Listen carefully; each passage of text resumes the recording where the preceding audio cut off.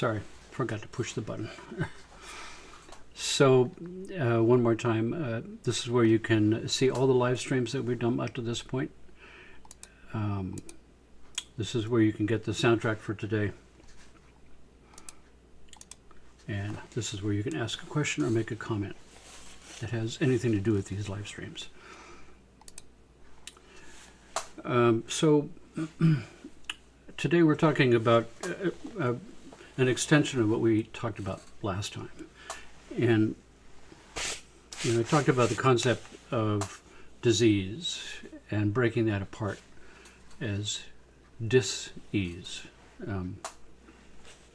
The lack of ease in the autonomic nervous system from the standpoint of how we work it here in my office. The autonomic nervous system, the sympathetic and the parasympathetic, are supposed to be at neutral for all the energy back in my reservoir. My body's working on its maintenance list, repairing and coordinating and rebuilding.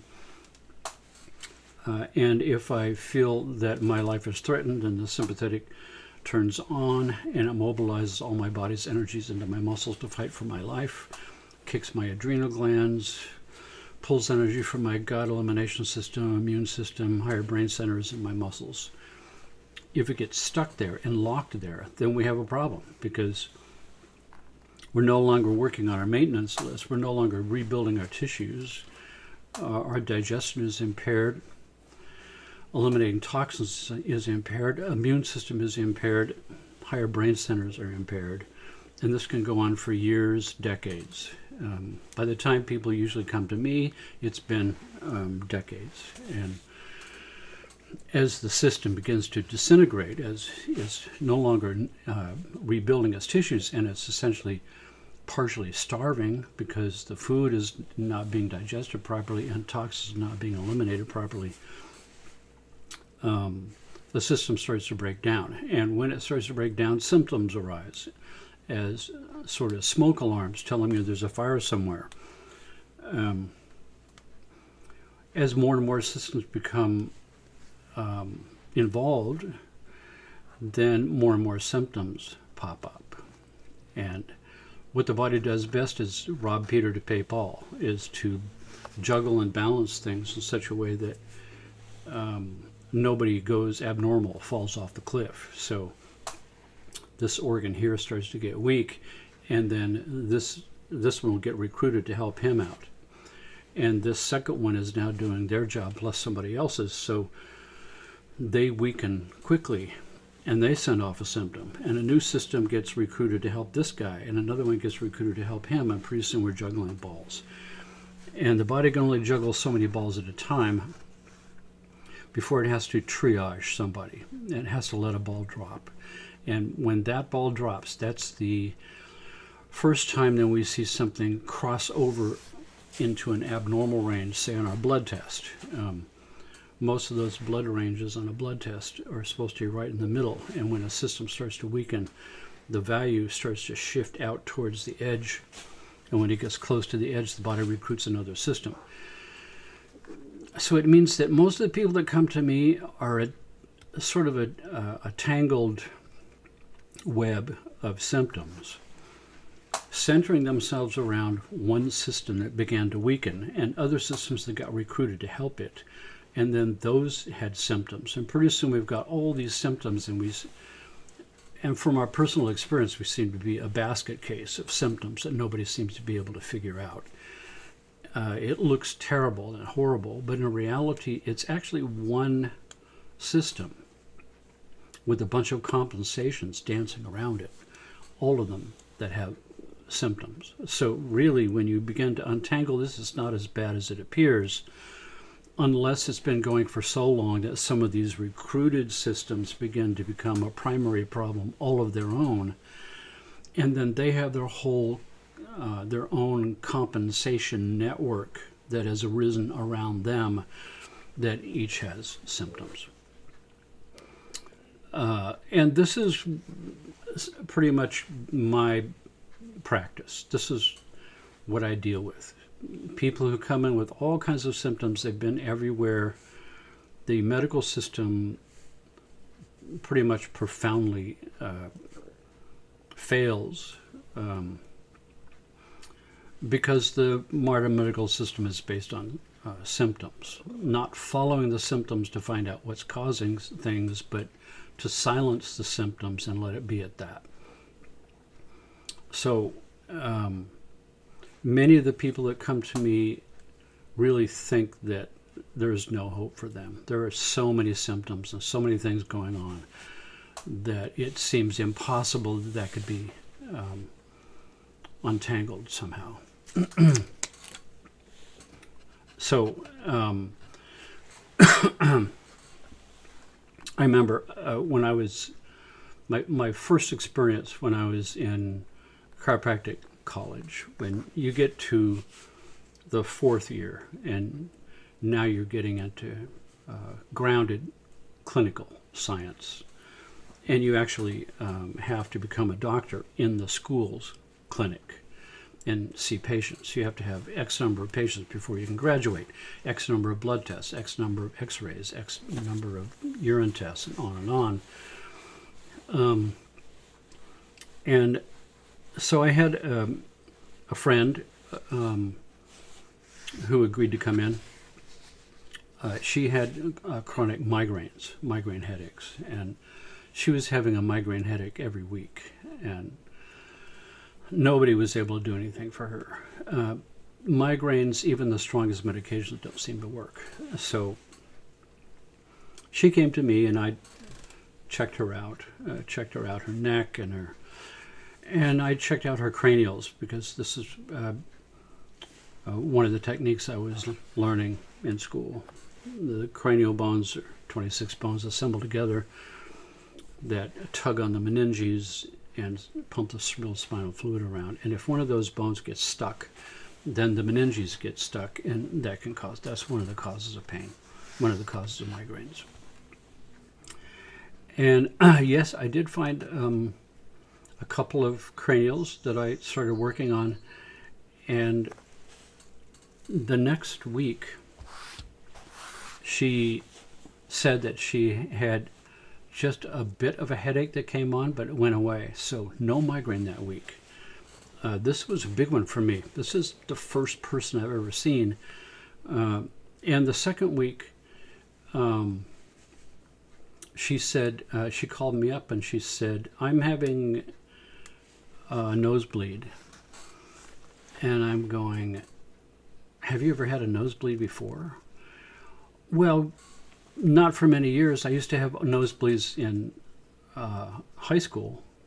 And nosebleeds are something that can happen from also cranial faults, because those bones in your skull that are sort of all assembled like a jigsaw puzzle, those bones have half grooves that connect to other half grooves in the bone next to them, and that forms an opening and a channel. And those channels is where the blood vessels go through. And if the cranial bone is not lined up properly, then that opening gets compromised, and the blood vessel can rub up against the inside of that bone and rupture if it's bad enough. So it causes a nosebleed. So that's why I'm asking, have you ever had nosebleeds before? Because there is this phenomenon called retracing, where when you nail it properly, the body will start retracing backwards in times to all of its symptoms and clearing them out. So it's likely to have a symptom you haven't had for a long time as it gets rectified, like it should have years ago. I used to have nosebleeds when I was in high school. And what did they do about it? They cauterized her nose. They stuck a hot poker up her nose and burned the blood vessels so it couldn't bleed anymore. And I'm going, they actually do these things. That's their approach. That's what they do. They cauterize your blood vessel in your nose so it can't bleed anymore. And after they did that, how long did it take before you started having headaches? And it was like, kabing! Within a month, she started having headaches. And the headaches got worse and worse and worse until finally they graduated to migraines, which got more frequent and more frequent until now the migraines are once a week. And now we've done 2 treatments with craniopathy, and it's freed the whole thing back up, and now it's retraced right back to when she had the first nosebleed. So now I had her come in so I could adjust that cranial bone, and her problems were over. The migraine problems were done. And that's me seeing my first person. So what a revelation that was. What a amazing... I mean, here's my friend who has been languishing for decades with no solutions. And right off the bat, this is one of those miracle cases. And she's like in tears because her life has now changed. And I'm like, wow, is that what this is going to be like? And it is. It's addictive. It's helping people is an amazing experience. And it just went on from there. Life as a healer. As many of you out there, I am absolutely sure, are healers in your own right. You either do it for a living, you do it on the side, you have special abilities. You know what I'm talking about. The idea that the nested entanglement of systems liberates these symptoms as alarms, so that you can use that as a guide to trace back what the symptom is alerting you to fix it and rebalance it when it first arises, because it's easy to fix things when they first arise instead of years or decades down the line. That's the allure and the amazingness. So one of the previous broadcasts, I sort of laid that out with my example of Joe Schmo. So any of you who are new will not have heard this, but even if you had, it's a good review. That Joe Schmo comes in with a knee problem. And the doctors gave him some pain pills and some anti-inflammatories. And eventually that didn't work, so they started injecting his knee with anti-inflammatories. Gave a relief for a little bit, but the knee's back.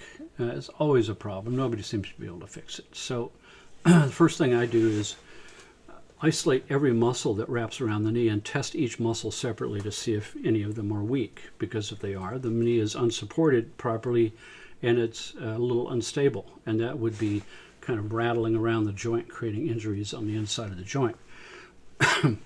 And sure enough, I see the quadriceps weak, which is the thigh muscle on the front of your thigh. It goes across the front of your knee, the quadriceps muscle. So it's an anterior knee supporter around across the front of your knee. So that one is now weak, and other muscles in the group are recruiting to hold the knee together, but they're not attached properly biomechanically to do that job, so they're just tight. And the tightness is yanking and pulling on their tendons all the time, and those tendons begin to get inflamed. So we're getting tendonitis in the recruited muscle groups, while the one that is weak is sort of offline, and the knee is rattling around, creating some inflammation on the inside of the knee. When they were sent to a physical therapist who gave them a bunch of exercises to do, it got worse. And the reason it got worse is because the reason that quadriceps muscle is weak is not because it's under-exercised. It's weak because its connection through the acupuncture meridian system has a sort of a blown circuit breaker that controls the strength of that muscle. That's the reason it's weak. So no amount of exercise is going to bring it back. All the exercise is going to do is hyper-exercise the already too tight recruited muscles and ramp up the tension on their tendons and make it more inflamed, make it worse. That's a key off for me. You went to a physical therapist, it made it worse. That means you probably got a muscle or two offline, weak. The medical system only recognizes the weak muscle as being damage to the muscle or damage to the nerve that supplies the muscle. There is no concept of some more exotic system that would control muscle strength in all your muscles. Which brings us one step back, where we have all these nested control systems in the body that are linked up together and are networked into each other, and everybody affects everybody else. It's a true multifaceted network. Overlying all of this is two master rules that the body runs by. Rule number one: survive at all costs. And so that's behind the fight or flight response. I feel that I'm threatened, I pull on a full-blown alarm response, the cascade of events takes place, my sympathetic nervous system turns on, kicks my adrenals, raises my blood pressure, suppresses the pancreas, liberates extra glucose to be super strong, pulls energy from my gut, elimination system, immune system, higher brain centers, into my muscles to fight for my life. And sometimes I'll get stuck there for years and decades. And then rule number two is do no self-harm. And a subset of that is get the most work with the least amount of energy expended, which means I want to save life energy as much as possible and get the most work out of every ounce I use, so I become hyper-ecological. Everything gets double, triple duty. There's practically no waste. Everything is recycled. It's a closed ecological system in my body in relationship to the universe. As a matter of fact, that's why I have body clocks. The little organelle inside my hypothalamus, called the suprachiasmatic nucleus, which you've heard me talk about before, the center of my bioclocks, is timing my body's rhythms to the world to save energy. I'm trying to dance to a drum beat that's already beating in order to save energy from what it would cost me to invent a drum beat second by second anew. If I can just fall into line with something that's happening, it saves energy. And we can take advantage of that with brainwave entrainment. That's the core of why brain entrainment works. I'm commandeering that mechanism of your brain to look into the environment for pulses to time itself to, and I'm supplying a pulse which is a brainwave speed and controls your brainwaves, changes your state of consciousness. It's the same rule called the law of coupled oscillators, of why the wine glass vibrates, the idea behind the science behind a sympathetic resonance. Things want to resonate together to save energy, even, quote, inanimate objects. So when we get back to what we had talked about last week, the idea that at the core of all healing is a belief system that I can get well, that this therapy is going to work. The placebo response, 35% of the people will get well just because they believe they're going to get well. And that healing comes only from the inside of my own internal physician program. No healing comes from a pill or a needle or a doctor. It comes from inside you. And now that we have hyper-sophisticated methods for viewing what takes place in the body, in the brain, in the autonomic nervous system, in different states, autonomic nervous system, heart rate variability, here's the sympathetic and the parasympathetic, here's the moment of homeostasis. And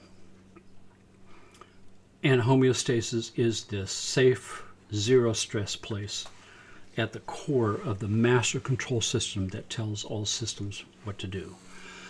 So if we can figure out a way to make this happen, this is a prerequisite for healing, because when this happens, I'm not fighting for my life, sympathetic, and I'm not digesting or eliminating toxins, parasympathetic. I'm at neutral. No energy is being used for any purpose. It's not being mobilized for some purpose. It's all back in my reservoir. And when it is in that state, my body begins to work on its list of things that need to be worked on to rebuild my tissues and that kind of thing. the idea of using brainwave entrainment, particularly if we use binaural beats, a separate tone in this ear and a separate tone in this ear, that causes a pulsing to arise in the brain that it then entrains itself to, allows us to commandeer your state of consciousness and pick the lock of neural programs that might have an octave relationship to this frequency. So as soon as I find this frequency that makes this happen as a sound, and I play that, and this takes place, any octave of that frequency also works. Acoustic physics. I ping the wine glass, sing that note, any octave of that note also makes the wine glass vibrate. That means that any octave of this note makes homeostasis, including lower octaves that now are identified as brainwave states of consciousness with an exact brain frequency. And if we use binaural beats to entrain your brainwaves to that exact brain frequency, we also get this just from picking the lock of a neural program.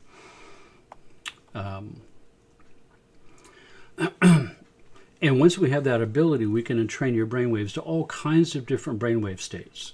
And in particular, the kind of brainwave states that are right now the cutting edge of neuroscience, gamma and the default mode network that I talked about. The idea that there are a variety of different kind of conditions that are associated with different problems, either with neural processing, pathway communications within the brain, between the hemispheres, or within a hemisphere, or diagonally across the brain in various configurations, the way that pathways have to communicate in order for all the jobs to get done. When that is impaired, then we're talking about master control here. If we've got an impairment in master control, the brain, then, and the brain controls everything in my system, then no system in my body can be functioning normally if master control has some problem. And the master control I'm talking about is autonomic nervous system control that tells all systems what to do, monitors all these systems, and sends signals out to rebalance them. If that system has a problem, then we could conceivably have any kind of problem you can imagine. And the main thing that I've seen that causes that to happen, the autonomic nervous system to not be managing things properly, is stuck in running a fight or flight response all the time. And part of the mechanism of that is we live in the 21st century, which is an unimaginably stressful place to be that this body was never designed for, right? I mean, this room here has got electromagnetic frequencies of 60 hertz coming out of all the walls. And it's a two-story building, so that means in the ceiling there are wires, and they're emitting 60 cycle hum. And it extends about 6 to 8 feet out into the room in every direction. So my body is being bombarded by this steady 60 hertz man-made electromagnetic frequency that my body clocks are trying to dance with to save energy. And I'm being fooled because that partner is not dancing back.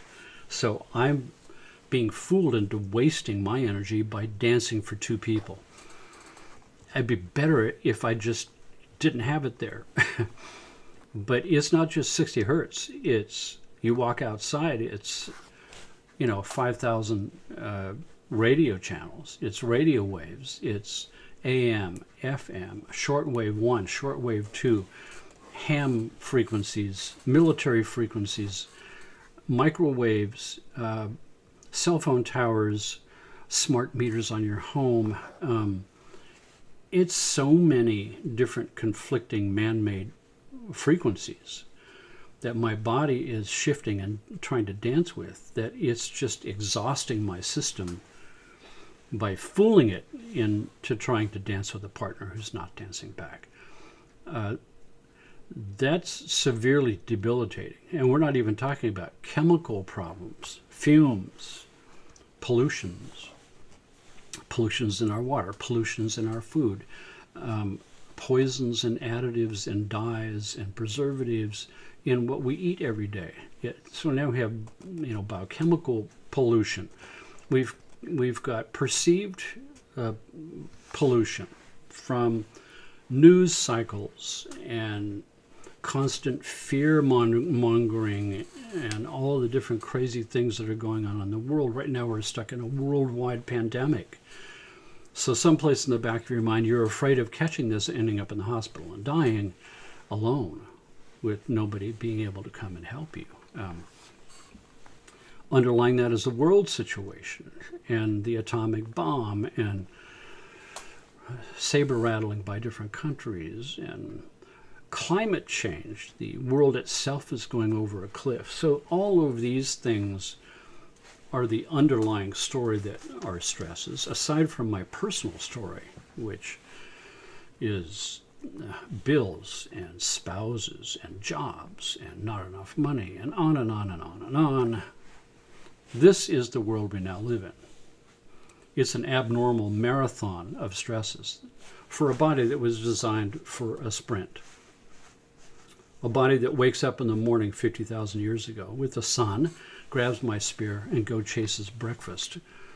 And that's my work day.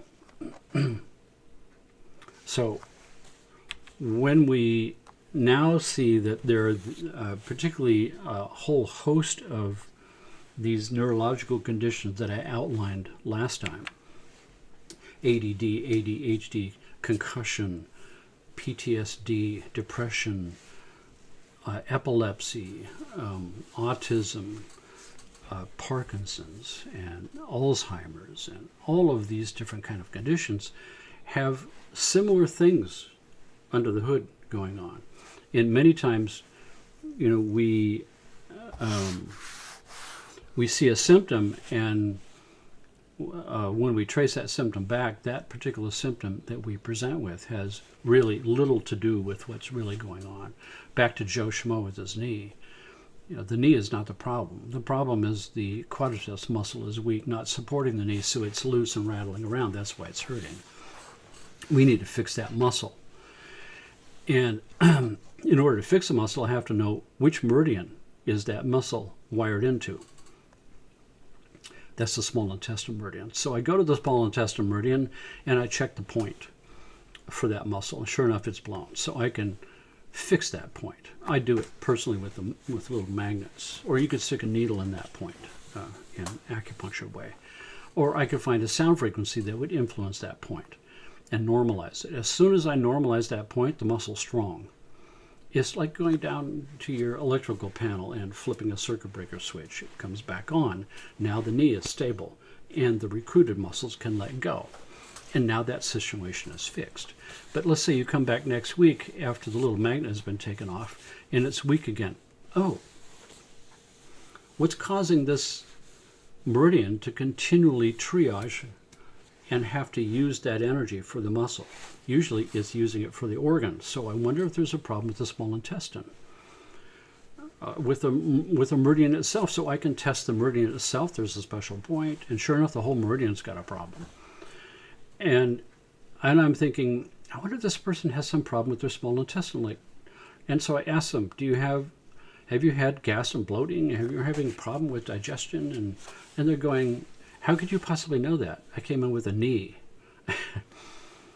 And so that's how you trace this back. You find out that the real problem is this small intestine issue that you start to work on, which as it gets fixed, the meridian is no longer have to being involved, and the meridian doesn't have to triage the circuit breaker for the muscle to pull its energy for the small intestine, and therefore the knee is stable. So coming in with a knee problem is actually a small intestine problem through a chain of things that you have to find. And if all you do is inject the knee to remove the pain, you've missed the entire plethora of real problems that the body is presenting with that you could have nipped in the bud. Because if you don't, that's the person who ends up 20 years down the line with major issues with their small intestine digestive tract. They're the ones with Crohn's disease or malabsorption syndrome or irritable gut syndrome. It's arisen because you didn't manage it, because you didn't know actually really what you were doing. So a series of these crazy experiences or things that have happened to me in the past. We know that gamma, this brain frequency, has to do with the binding frequency, binding the sensory information from my five senses that deposit themselves in various areas of the cortex. Hearing and seeing is back here, hearing is here, smell is sort of underneath here. Every single one of the senses deposits in a different area of the cortex, and gamma grabs all of them together and binds them into a single zone. It's called the binding frequency, so that all my sensory information and experience out here in the world holds together. It also modulates, gamma modulates with the theta brain frequency and lifts it all out into a internet of the brain, a wireless communication network. So if you had a problem with gamma, you would have a difficulty with sensory integration. Sensory integration problems are the kind of thing you see in autism, where what I see and taste and hear and smell and touch don't bind together properly, and they seem to be attacking me from all kinds of different angles at the same time. I can't integrate them, therefore they're a stress factor. Same thing with default mode network, these four zones, the frontal, the occipital, the two parietal temporal zones.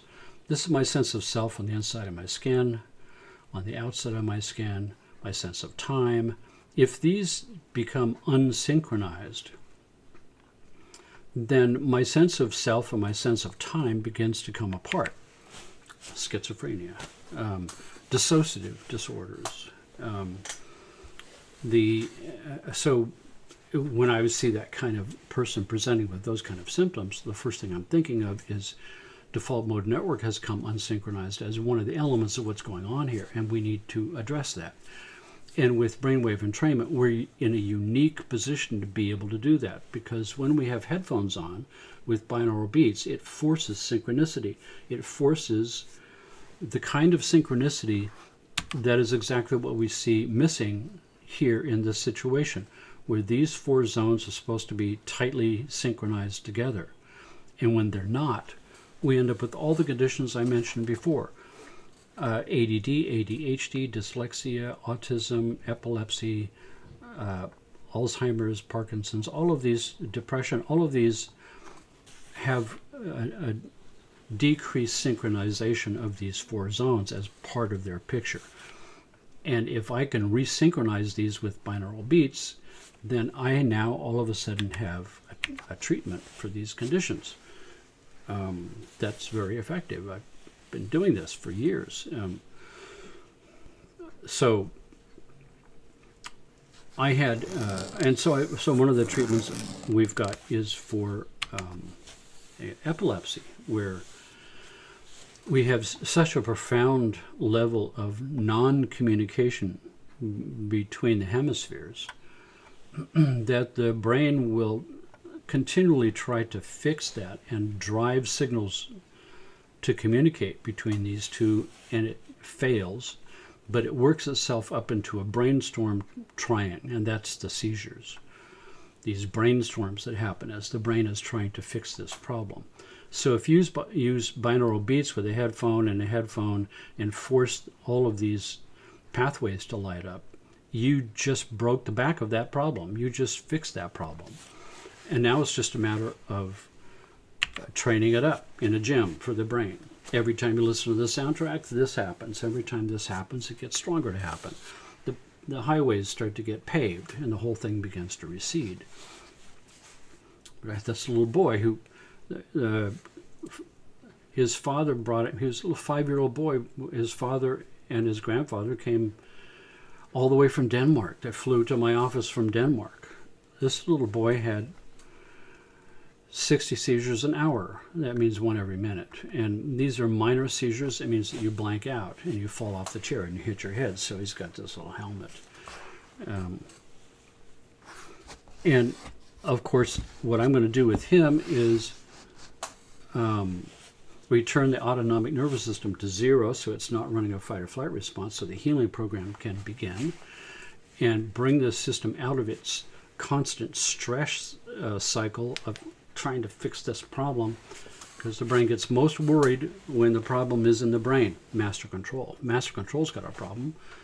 It's the most worried the system can get because it controls everybody. So back to 0 stress. Use binaural beats to entrain the brain waves and light up all these pathways, and give that to him as a soundtrack. Because he was here from Denmark, I only was able to see him twice on the sound table and the full experience.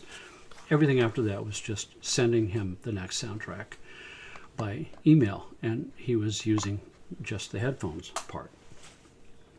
But I remember when he left, he said something to me in Danish. His dad said, he just told you that if you can fix his epilepsy, he will buy you an ice cream. I never got my ice cream, but I'm still waiting. And it has to be like, we're talking about, banana split territory here, not just an ice cream cone. But when he got back, his mom was on the phone the next day. I'm not seeing any change. I'm going, well, give me a little bit of time here. We're dealing with an incurable, impossible situation. But within a week, that next week, his seizures were down from 60 an hour to 6. And in another week, it was 6 a week. And in another week, they were gone. He had, I think, 1 episode, maybe 2, sort of random, but eventually just completely faded out. It was gone. And that was years ago. So now he's been a normal kid all this time, and all he just needed was a nudge in the right direction.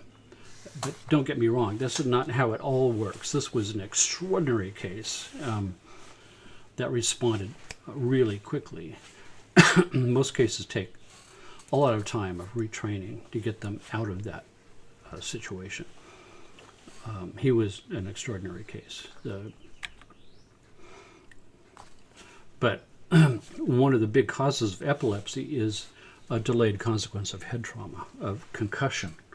So most of the epilepsy cases I see have been from this. And in many cases, it's a birth trauma. It's a C-section delivery. And why would it cause that? Because the natural birth process is where the cranial pump initiates itself. When the baby is born, the head squeezes out through the birth canal, squeezes, and when it comes out, it pops, and that initiates the cranial pump mechanism. And then the pelvis gets stuck and elongates the spine, and that when it comes free, that initiates the cranial sacral pump mechanism.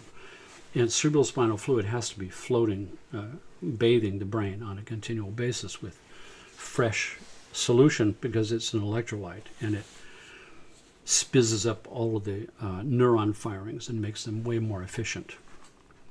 So if you have cranial faults that are not working properly, then we have old cerebrospinal fluid not moving and not bathing the brain with fresh solution anymore. And we end up with learning disabilities, ADD, ADHD, dyslexia, autism, all of the rest of those that come from that. But when you have a cesarean section and you remove the baby artificially, like a tumor, you do not get initiation of the cranial pump or the craniosacral pump at all.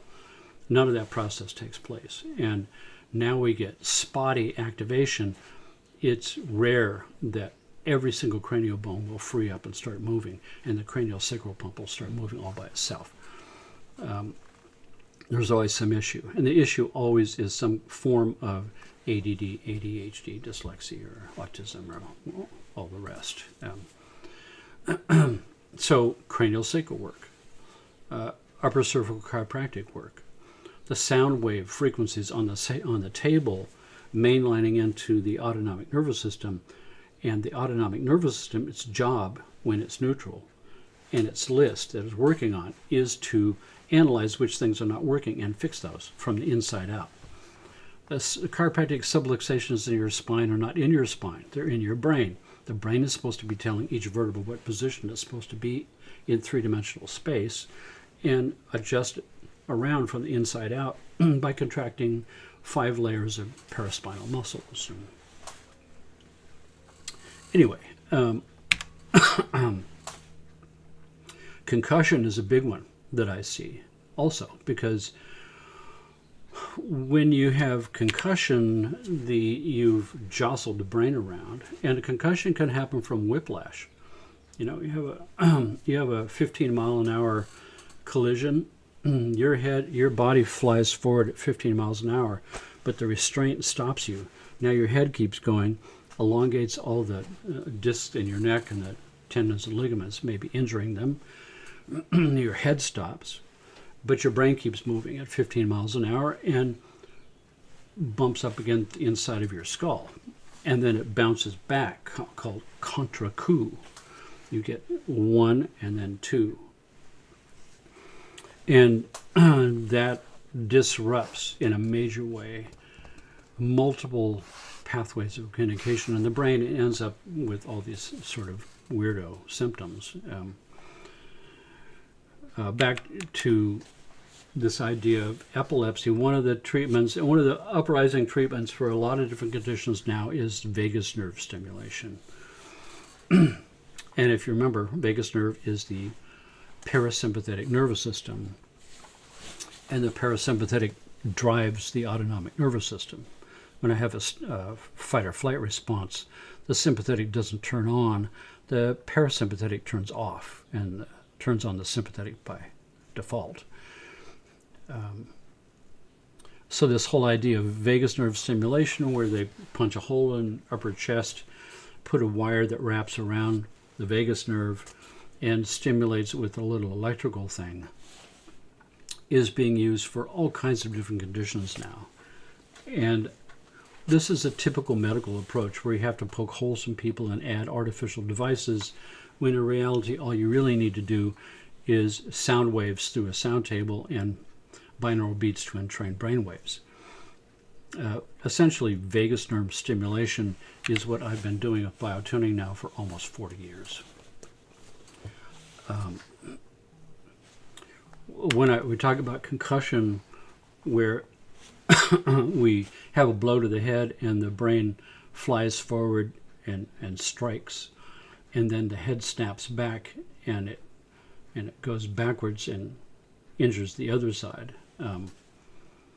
In the kind of PTSD I see from combat stress, we have a bomb that goes off and knocks me off my feet. Now we have a concussive wave of energy that strikes my head like a baseball bat, and we get the same thing.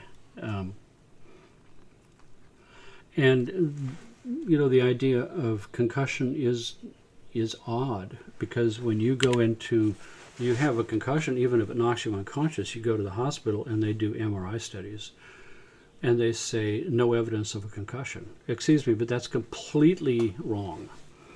There is no test for a concussion with X-ray or MRI or CAT scan or any of the rest of those. What those are looking for is what's called traumatic brain injury. That's where the brain strikes inside of the skull and actually ruptures some of the blood vessels, and we get bleeding. We have a bruise on the brain. That's what they're looking for. Anything less than that disrupts brain function, and brain pathways get fractured, and we end up with sort of all these symptoms. But all of the objective findings with fMRI or MRI or CAT scan or whatever all come back negative, because they can't test for the functionality of those pathways. All they can test for is the bruise or the bleeding.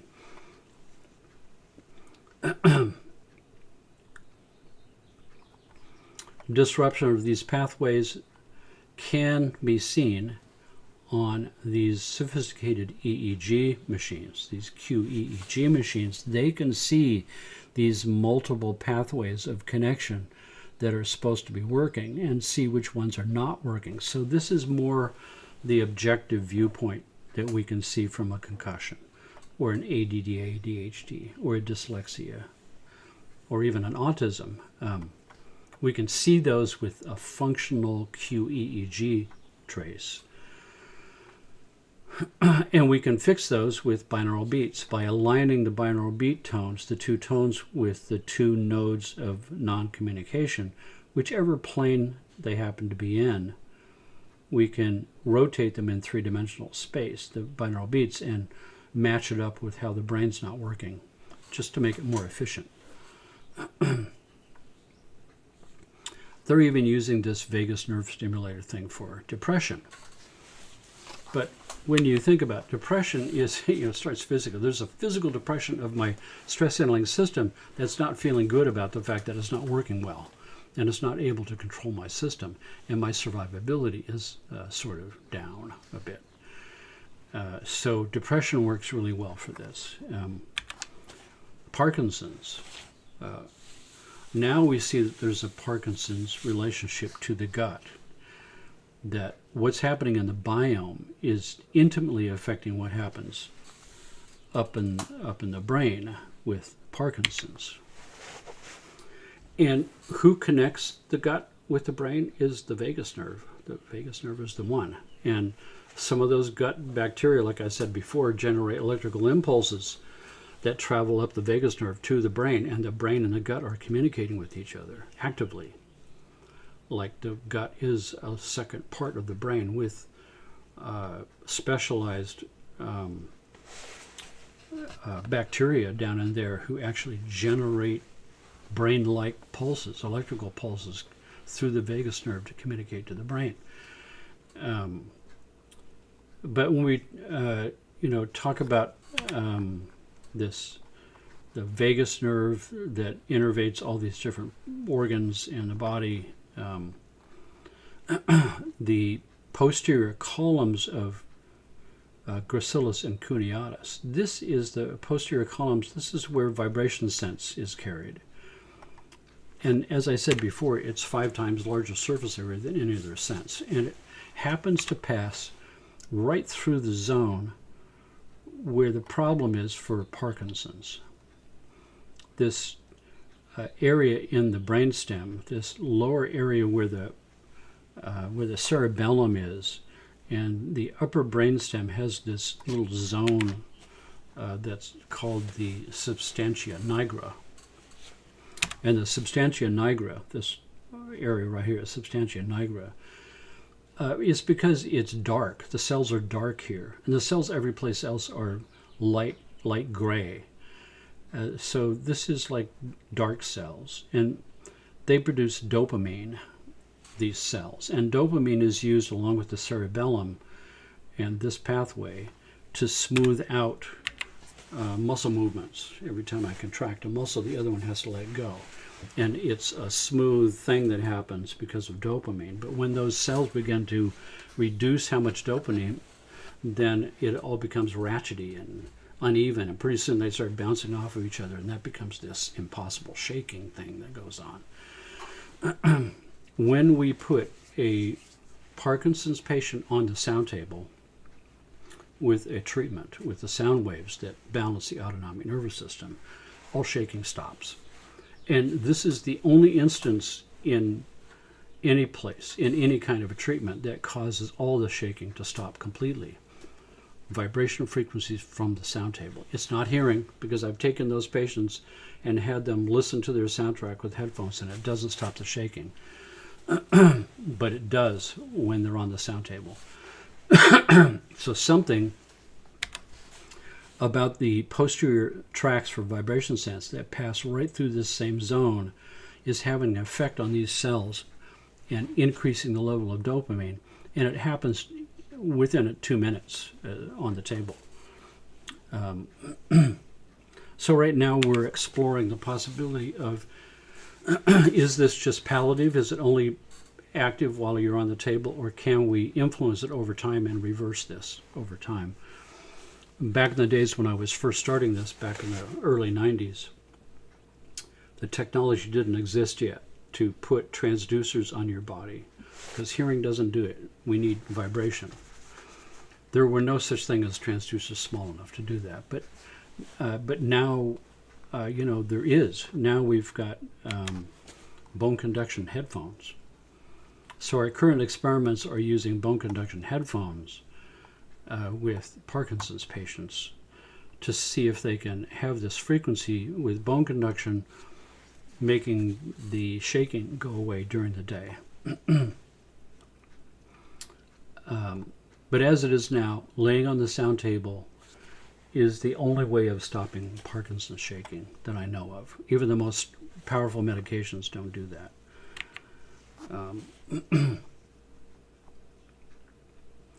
When I first moved to California, from my practice in Virginia, I sold the practice in the house and came to California and opened up a center in a place here in San Diego called Solana Beach, on a place called Cedros Avenue, big giant place called the Center for Total Health, which had multiple practitioners on a triple split level building that went up a hill.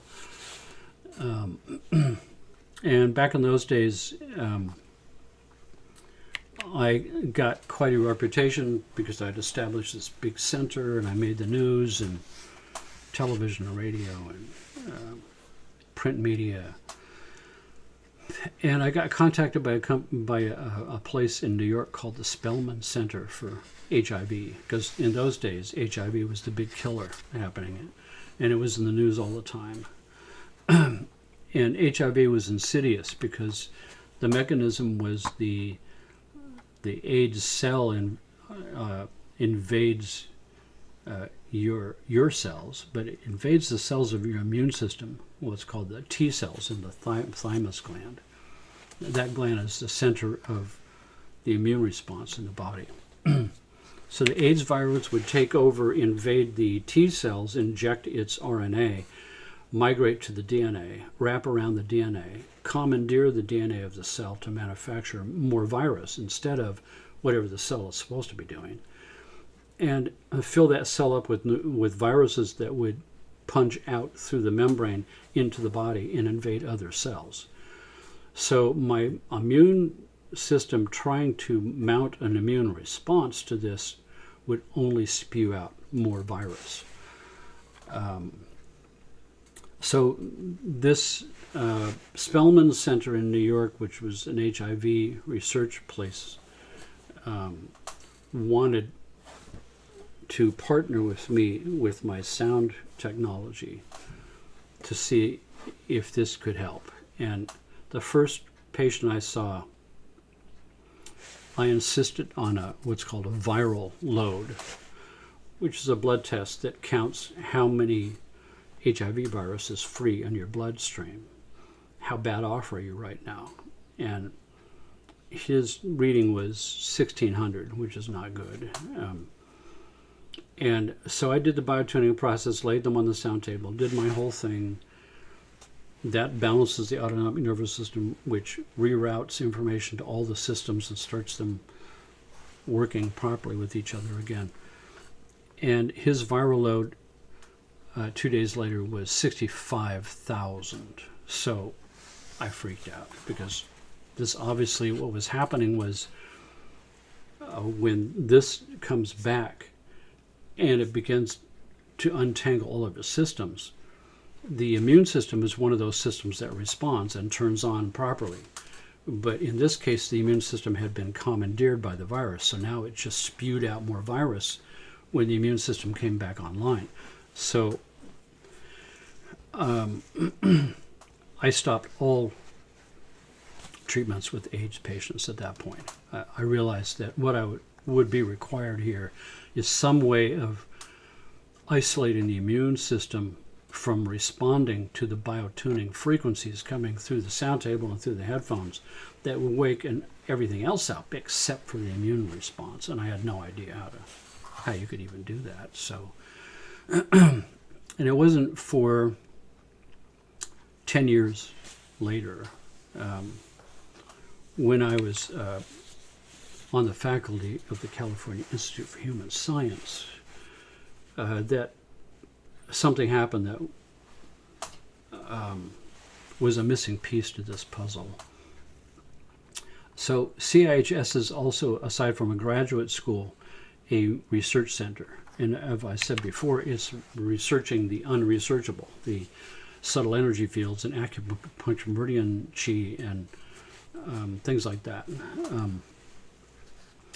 And so they were, I found that they were researching next door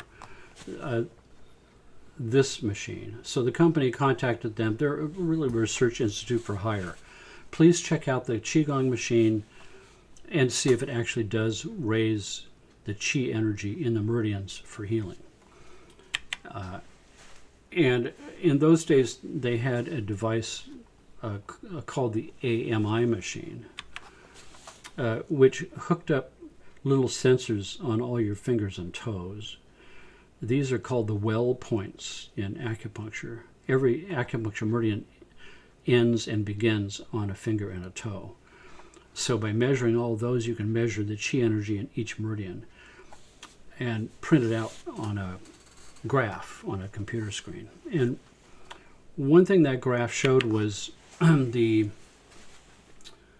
conductivity of a meridian. If it's got high conductivity, a lot of Qi energy is flowing through it. And if it has a lot of resistance and not a lot of conductivity, then that meridian is deficient and sort of closed off. And that was part of what you would get on this chart that would print out.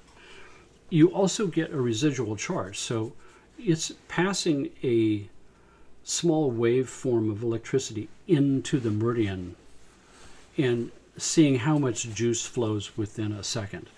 It's also measuring how much residual charge starts to build up around, that induction. And that's an immune system measurement.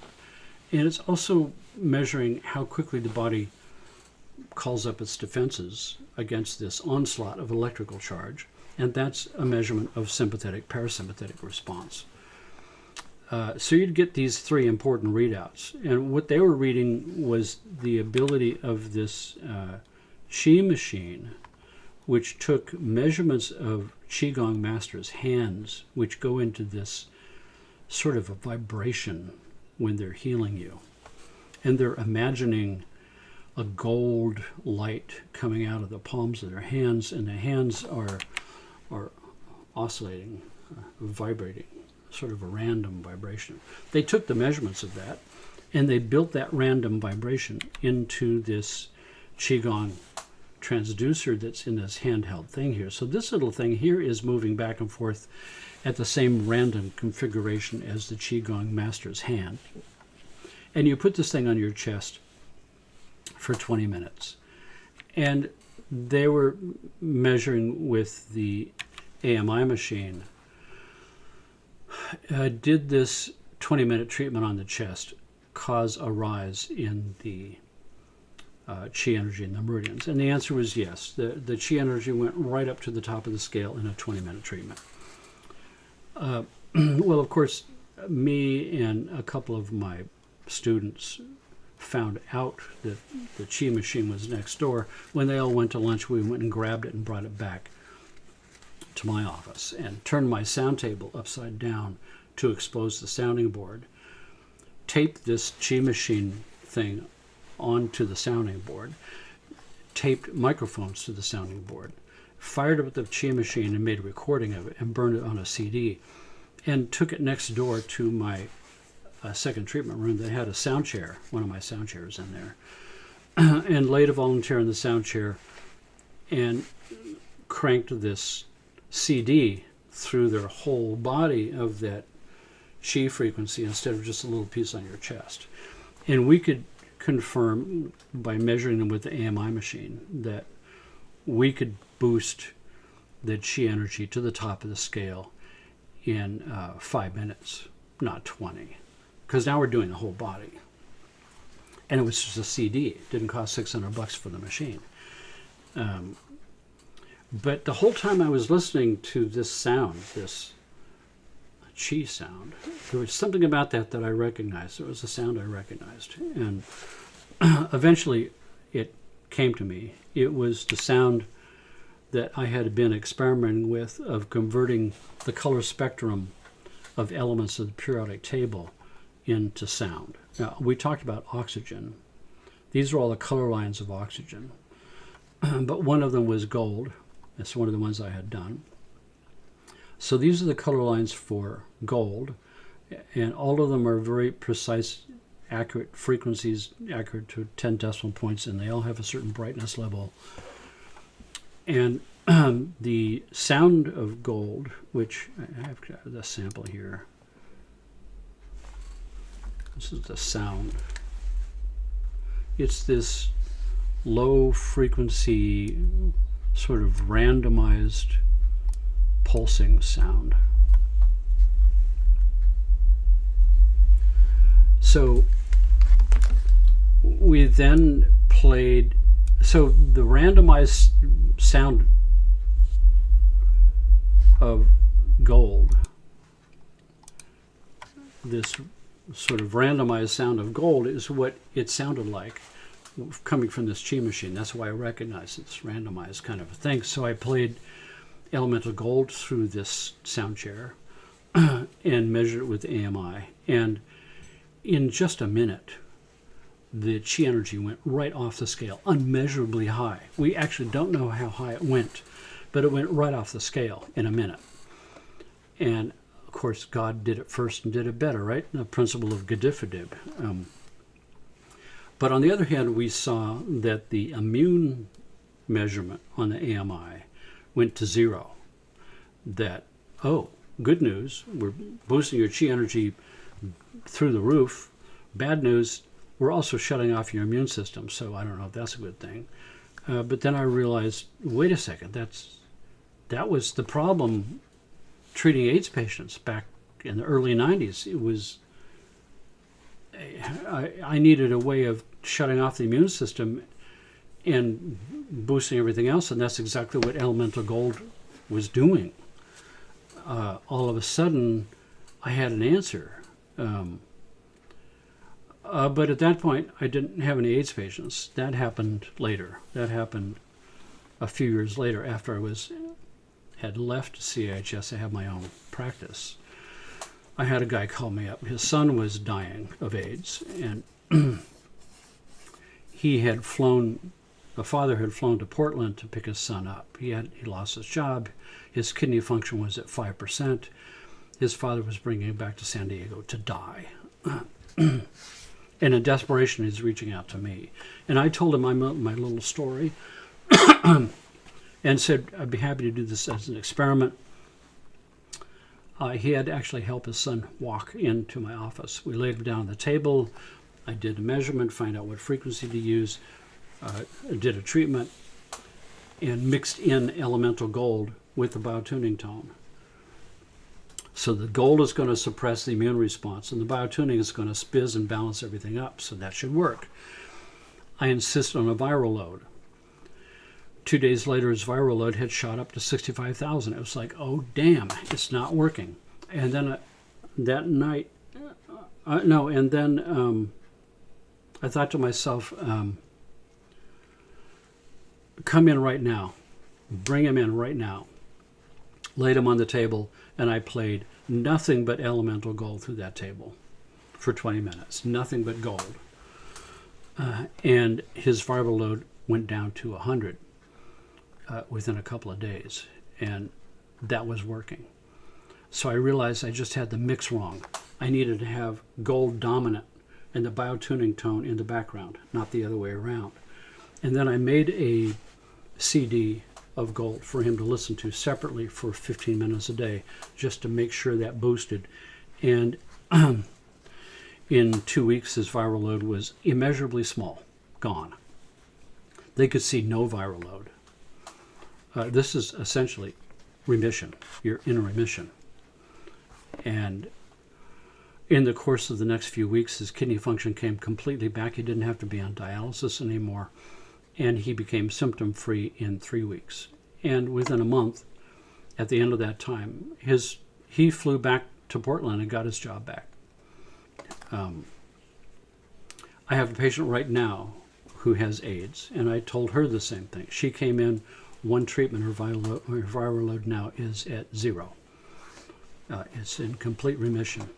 And I'm doing the same thing. The mix of gold with biotuning tone and a separate soundtrack of gold 15 minutes a day is managing that. It's in remission. Cured, I don't know, but in remission is good.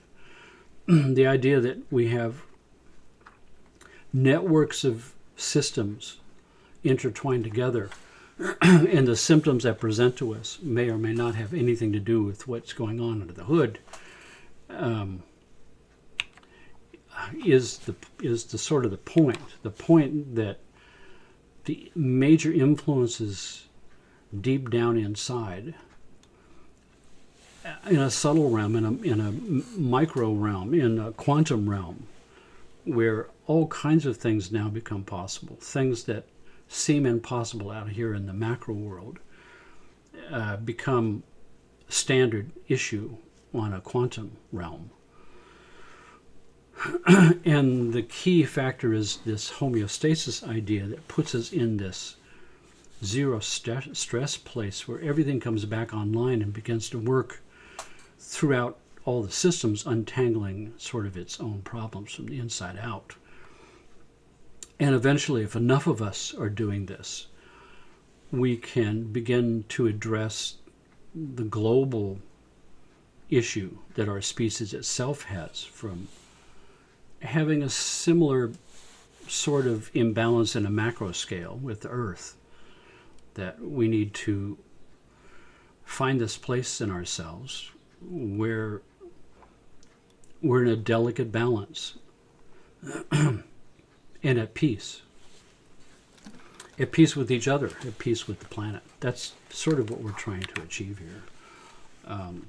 That our symptom pictures are more complex than we think, and they're easier to fix than we might suppose, because they're not named things with symptoms. They're under the hood imbalances in the system that can be rectified.